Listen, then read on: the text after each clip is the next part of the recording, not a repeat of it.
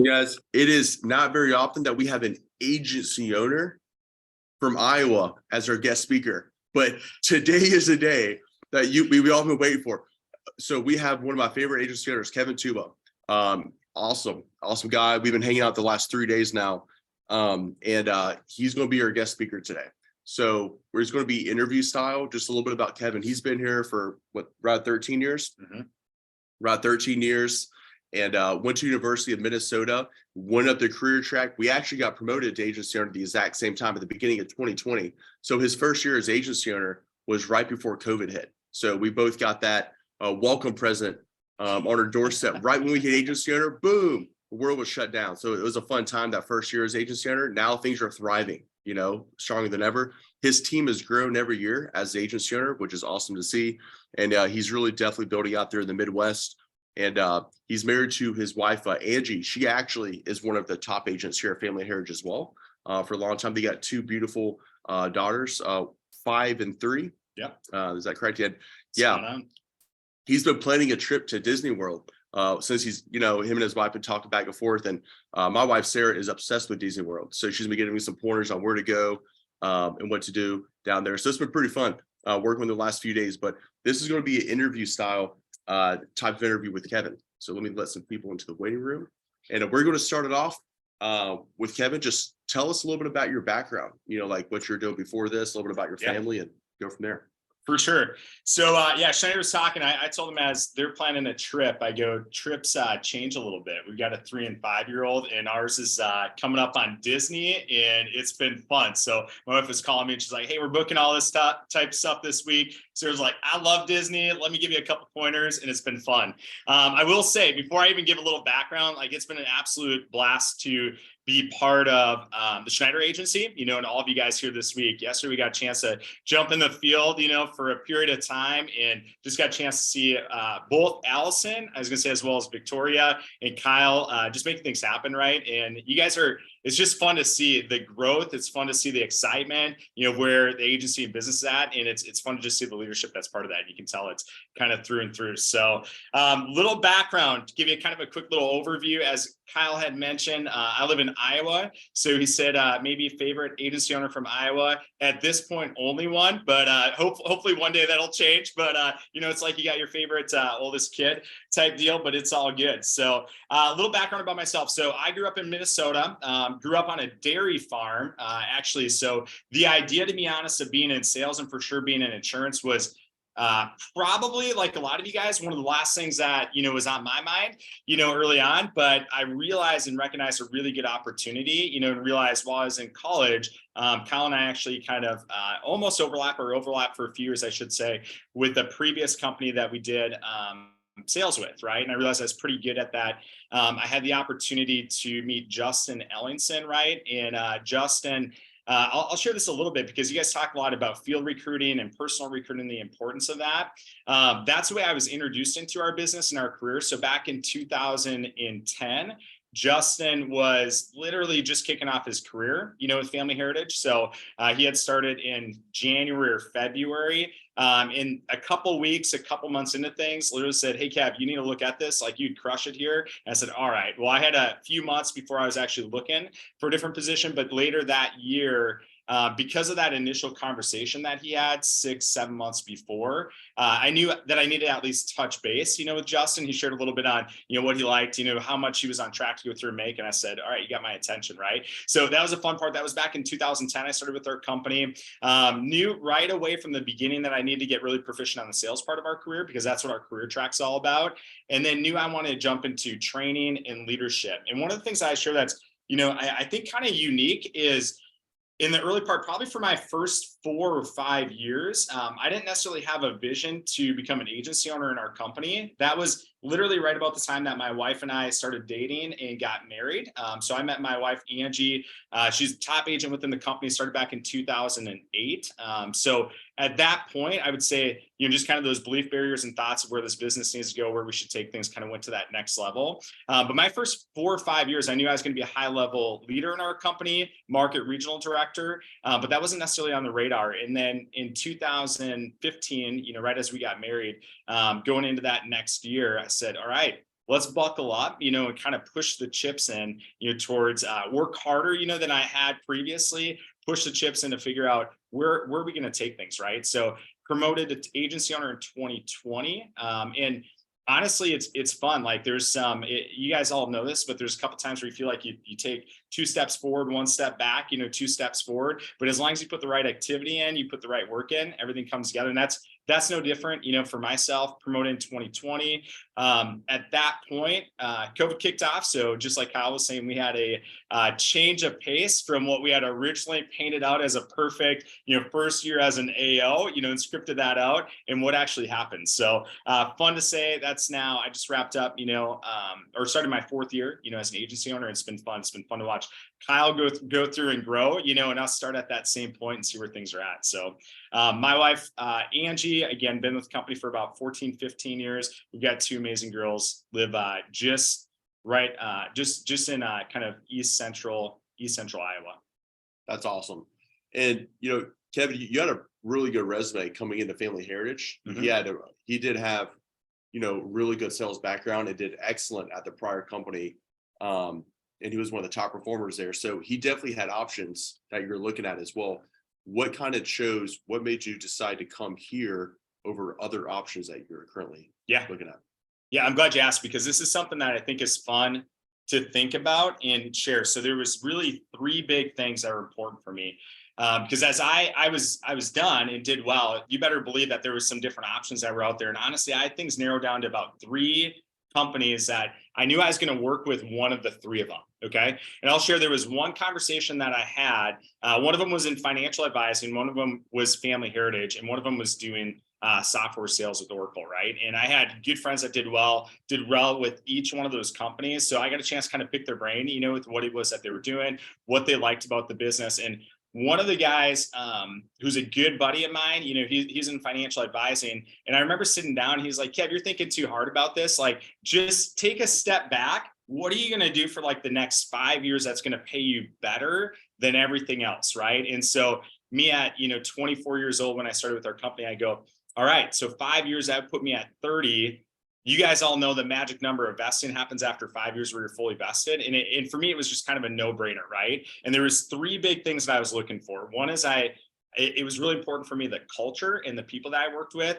And for me, the biggest part was it wasn't just people that did well in business, but it was also people that I could do life with as well, right? So I didn't want someone different that I was working with, in a business or professional setting. Like I wanted people that were just the same people, life-wise, kids could grow up together, kind of you name it, right? And so I partnered with Justin, Travis Wilson, as well. And if any of you guys know either of those 2, like that is for sure, the case. And so that was the first thing.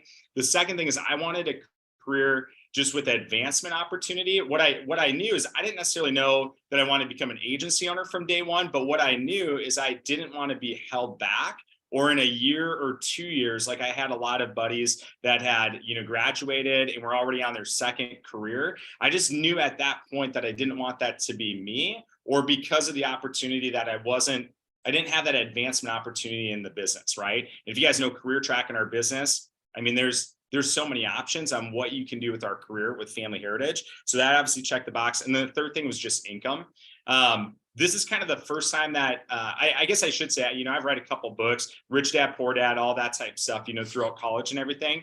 But the first time I was really introduced to the idea of a renewal and residual income was in our career with Family Heritage. And I was like, this sounds like a different level of an opportunity. So I just wanted an income opportunity. Honestly, I grew up on a dairy farm. I grew up, we didn't come from much, right? Growing up. And I didn't want my family to be in the same spot or have that same lack of things, for kids going forward. And so that was a big part that motivated me. I didn't need to necessarily do it just to amass a bunch of money, but that opened up doors and opportunity down the way. So those were the 3 big things that brought me here. And honestly, probably the 3 big things that keep me here too. Okay. Awesome. Yeah. If you want to know where Kevin got his awesome work ethic, he grew up on a dairy farm. So that right there, that is not easy. Grew up on a dairy farm. I can only imagine. And right away, I didn't want to keep doing that. So it's either do sales or work on a dairy farm forever. Yeah. So so far you've been here for over a decade, 13 years now. Yep. What has working here, you've been here, you've gone on lots of cool trips and stuff, but what has this allowed for you and your family? What are some cool things that it's allowed for you and your family to do? So there's two big things I'd share. Number one is just honestly the ability to travel. So what's really cool about our business is you got to have two things in order to travel. One is you got to have a career that allows you to do that, and kind of your flexibility. And that can be used in a bad way in our business, but when you use it and you leverage it right, it's a really good thing. But you got to have time. You got to be able to take that time off, from your work in order to go through and travel. And you got to make enough money that you can pay for it without taking away from other things, right? Our business allows that. So one of the big things for us, like it is pretty neat to think about over the years. One, if I just stack up the amount of trips, vacations, 3 or 4 every single year that we do within Family Heritage. But I also think about the extended ones that we've done individually or personally. In 2012, right as I hit my first vesting mark, myself and another agent that we worked with at the time, both of us took about a month and a half to travel Southeast Asia. When my wife and I got married, we took a month and a half to go through and do our honeymoon. We took that to Southeast Asia. She's traveled a lot as well. So both of us had done Europe. Both of us have done, she's done Africa as well.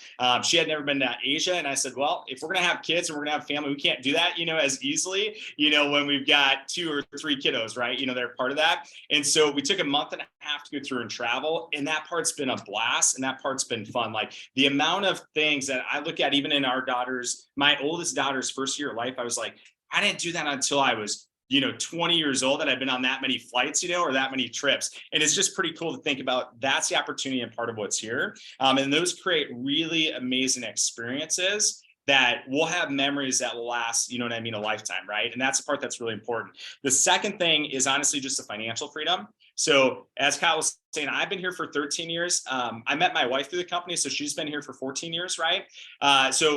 The neat part about our business is the financial opportunity that's part of our career. Just between the two of us, we're looking at like 27 years of what that looks combined. Okay. So it's wild to think, and you hear about this. And I mean, you guys are all over the board. Some of you guys just starting in the first couple of weeks, some of you guys have been here for years, but the power of our renewal residual income in building wealth, it's wild. Like it's on a different playing field, whether, you're the number one agency owner, number one team builder in our company, or you're just extremely consistent, right? It is really neat to see how the chips just kind of stack up. But more importantly, what it does, it provides freedom, for our family, right? The ability to provide, things that weren't possible, for my folks growing up, right? Or the ability, like we're planning this Disney trip, and honestly, I was like, this sounds like a cool idea. Let's go through and do that. But when you think about like everything that tacks on and how expensive that type of stuff gets, we don't think about that, right? Like we're not stupid about spending money, right? In the slightest bit. We're really smart about that. But that isn't anything that has ever stopped us from doing something. And that's literally possible because of our career in business. And the other thing is knowing that for me, I'm still fairly young. I'm working for quite a long time, but you never know what's going to happen. Like we talk to people every day about that. And the really neat part about our business is knowing that if something happened to me today, my wife and kids would be able to literally be able to pay their bills, pay their expenses. And it's just really neat knowing that that's the power of our business, that when we work hard and we get rejected and we hear no, that's all building towards something huge for our family, right? And I think sometimes it's hard for us to always keep that in mind, afterwards. But looking back and reflecting back, the financial opportunity, it's on a different field than anything else that's out there. Wow, that is super powerful. So that's why in 2015, whenever I called you several times, never picked up, because you were in Asia for a month and a half. That's the answer to that. That is awesome. So we all know when Kevin retires, he's going to Southeast Asia. Yeah, maybe not, but we might travel there. Yeah. Okay, awesome. Hey, so tips for new agents. So we do have a lot of agents in their first year on this call. So do you have any success tips for any new agents on the call? Yeah. So 2 things that I think are probably most important. Number one is you got to commit. Like our business is not easy, right? Like I got a chance to hang out with Kyle this whole week. Every one of you guys have, gone through a final interview where he talks about some of those challenges, some of those pitfalls, right? Here's the deal: is our business isn't easy, but it is for sure worth it as long as you push through some of the challenges that are part of that. So the big thing for me is like, you just got to commit that this is your deal. You're gonna figure it out. and it's gonna be hard, right? Like there's gonna be challenges, there's gonna be difficulties that come up. Like everybody hits that road, it's kind of fork in the road. And one, are you gonna push through that challenge, or are you gonna give up on really yourself, right? That's the biggest thing is you got to commit. You got to lock in. For me, I knew that no matter what, I was going to get vested, right? So I hit a rough patch, just a short patch, but as I say, I hit a rough patch a couple months into my career. And here's the deal: is it just wasn't an option that I was going to do anything different, right? Because I already made the decision that I was going to get vested. So I remember sitting back and I go, well, I can sit here for another couple days, couple weeks, or I can figure out how to work through it faster and quicker. But you got to commit. And then the second thing is you got to jump in, you got to dive in, right?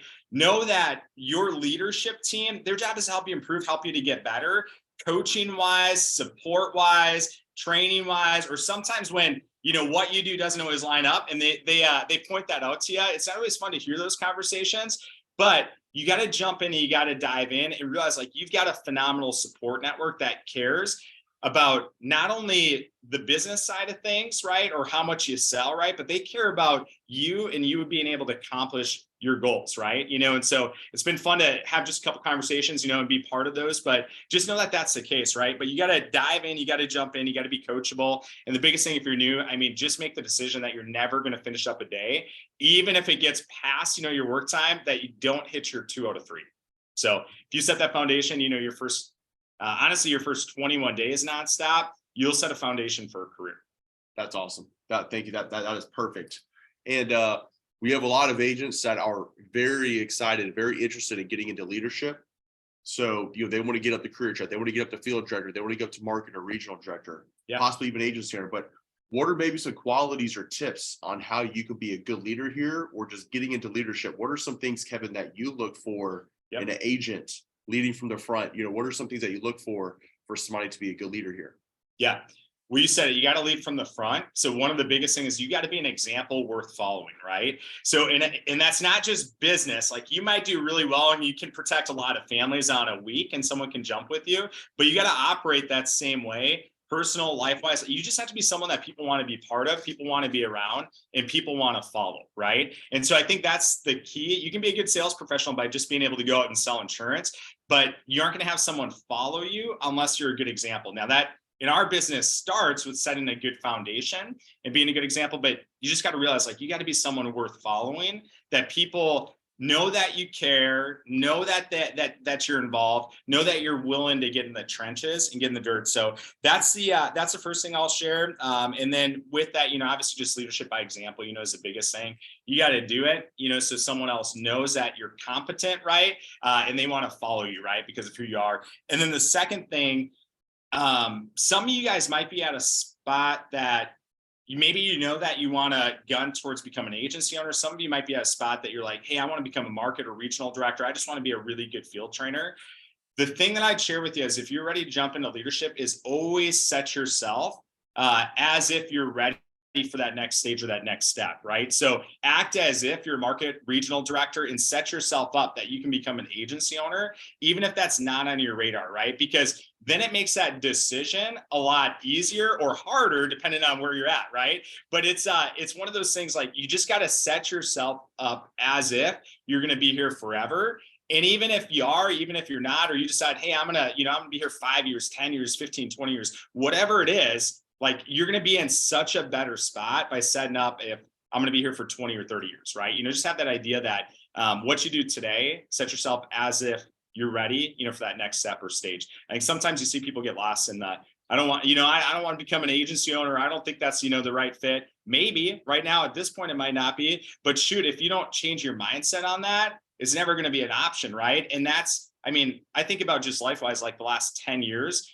how much stuff has changed, I don't live in Minnesota. I live close to my wife's family now. We got a couple of kids. We've got, married at that point, promoted, moved up from, a field director to market regional director. Like there's so much stuff that's changed that 2 years from now, it can be a totally different story. And if you don't start today, like setting yourself up as if you're ready for that next step, it's a lot harder to catch up down the way. So, wow, that is awesome. And guys, I think the last question I have for Kevin is, he's got lots of experience. He's been here 13 years. He's young. He's like literally in his mid 30s. He started here at a very young age, pretty much right out of college. And between him and his wife, 27 years of experience. That is a lot. Yeah. So any other thoughts or comments that you would just want to share with the group? Yeah. So I think the biggest thing that I would say is the power. I mean, I already mentioned it a little bit, but the power of our renewal and residual income it's wild. Like, and you don't realize that day one. Like I was, it's fun to think back because I can remember in 2011, so I started the end of November 2010. And I can remember, so 2011, that November, when I got my first residual check, it was like $4, right? And I remember thinking, I was like, wow, this is going to take a while to stack up and build up. You know what I mean? But it was $4. But I remember also sitting back and thinking, all right, that'll buy me at that point, I was like, that'll buy me a beer. That was kind of my focus, right? And I was like, all right, that'll buy me a beer, but that'll buy me a beer every single month. Then I don't have to do anything forever again, right? And then the next month, I was renting like an apartment at that time, right? I was like, all right, so that covers my electric bill, and then it got to a point that it was like, at that time I still had a car payment, so at that time I was like, all right, shoot, that covers a car payment. Then, it was a point that covers a rent payment. Then it was a point that covers a mortgage payment. Then it was a point that, shoot, that covers all of our bills and expenses, right? And then there was a point that it was like, man, we'd be able to still set money aside, still save, or if something ever happened to me, my wife would still make a decent income based on that renewal and residual part. But you don't see that first month.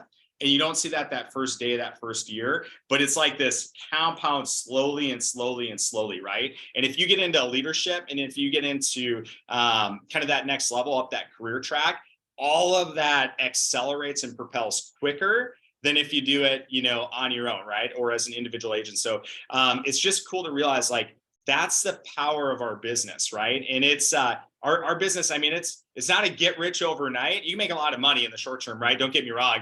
We got some good bonuses, good like pay structure, all that type of stuff. But it is build wealth slowly but surely, right? And if you stick around longer than anybody else, I forget, it was my first or second meeting. I distinctly, and we've heard it since then a million different times, but stick and stay and make it pay, right? If you outlast everybody else, you're going to set yourself up for such a cool spot to be in, right? And don't get me wrong, and over my years here, like there's been some opportunities that have been presented, right? That's like, hey, Kev, you should really look at this. But I just realized like the grass is greener where you water, right? Like it can always sound better. It can always, in our business, sometimes sound sexier, right? It's not always like, we don't have the most, sexy career on a day-to-day side of things, walking into businesses and introducing ourselves, but that gives us that opportunity to have a lifestyle that isn't possible anywhere else, right? So today, when you get through that challenge, or you get to that first no, or you get to that first business owner that, is, just not the most pleasant, to talk to, right?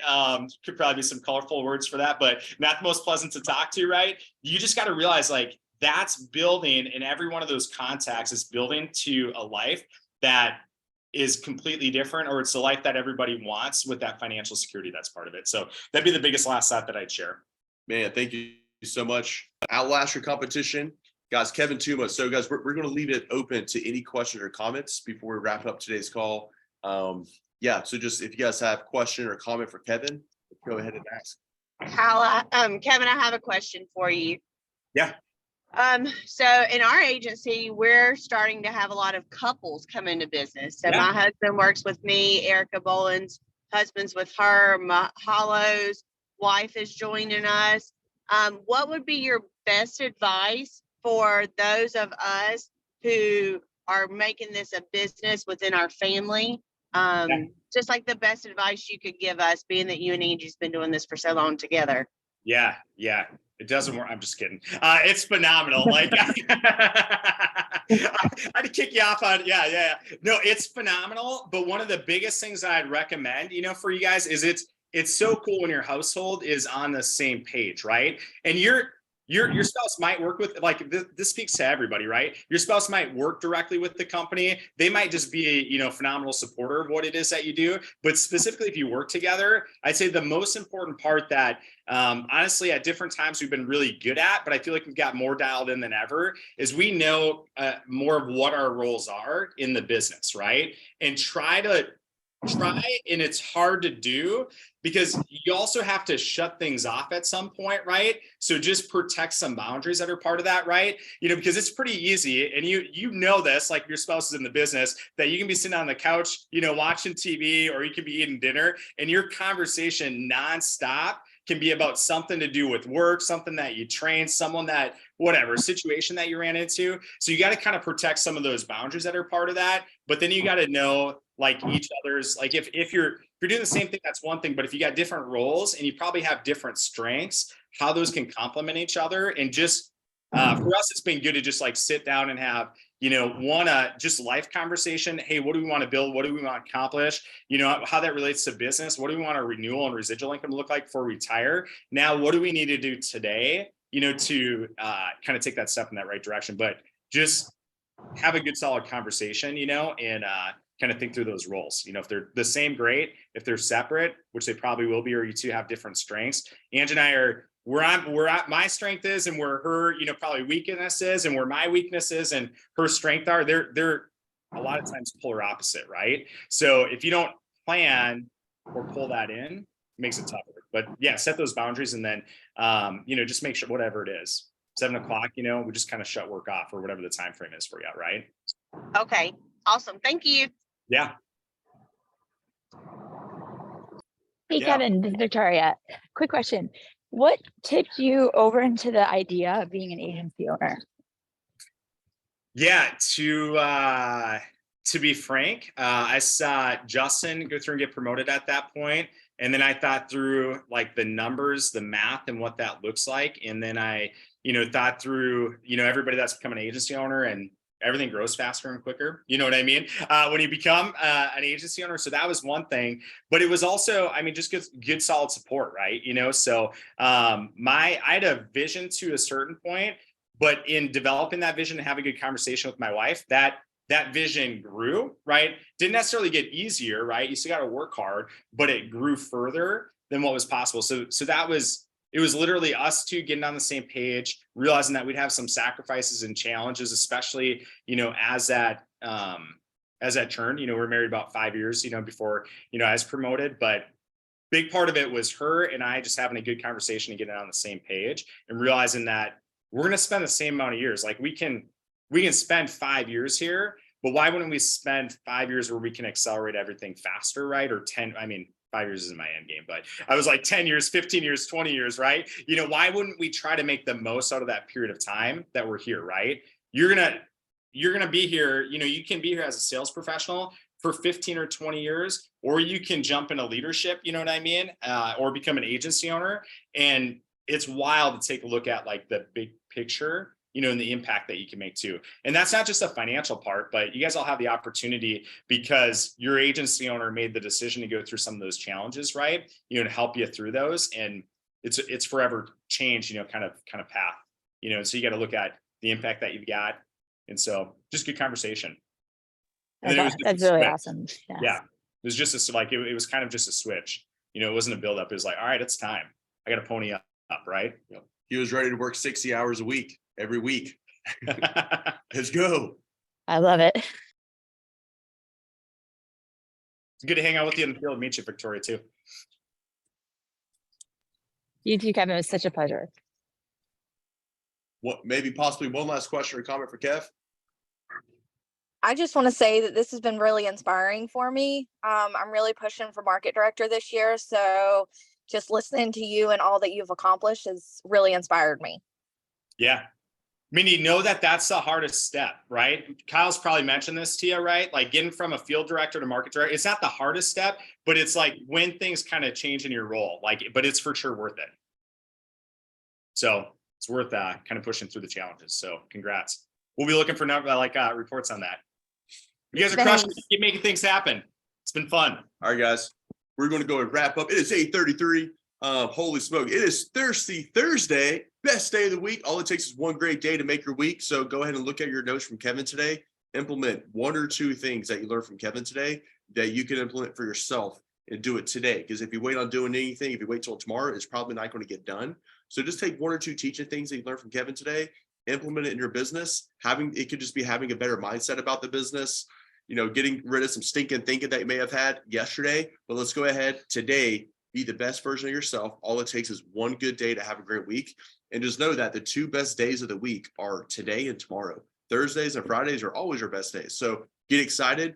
If you're waiting to put it into 6th gear, well, today's the day. So let's go out there. Let's go protect families. What you're doing right now is building a financial future you're excited about, but also a financial future for your clients. Okay. Getting those return premium checks, and you're protecting families, doing something that you can feel very good about. So let's go be the best version of ourselves. Let's go have a great day.